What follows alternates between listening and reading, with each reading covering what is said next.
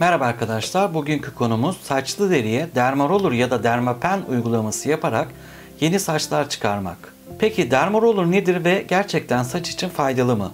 Bugün bu soruların cevaplarını yanıtlıyoruz.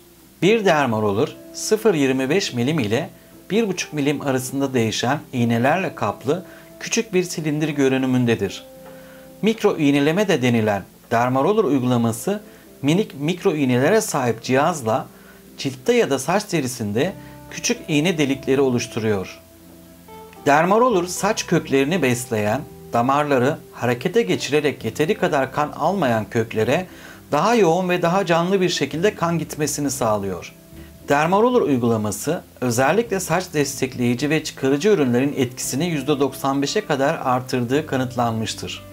Saç dökülmesi karşıtı saçları güçlendirecek serumları uygulama anında birlikte kullanmak gerekiyor. Uygulanan bölgede mikro kanallar açarak serumun o mikro deliklerden kolayca geçmesini sağlar. Sonuç olarak Dermaroller hem kendi tedavisine devam ediyorken dökülen saçlı deri bölgesinde kullanılan ürünün etkinliğini de %95'e kadar artırmış oluyor. Saçlarınız gür, canlı ve sık bir görünüme sahip oluyor. Saç dökülmesi tedavisinde aynı şekilde Dermapen de uygulanabilir. Dermapen, ucunda mikro iğneler bulunan kalem benzeri bir cihazdır. Mikro iğneler çok hızlı bir şekilde derinin ayarlanan orta tabakasına girip çıkarlar. Bu sayede deride çok sayıda mikro kanallar açılır. Bu mikro kanallardan içeri nüfuz eden serum yeni saçlar çıkmasını, güçlenmesini, saç telinin kalınlaşmasını sağlar.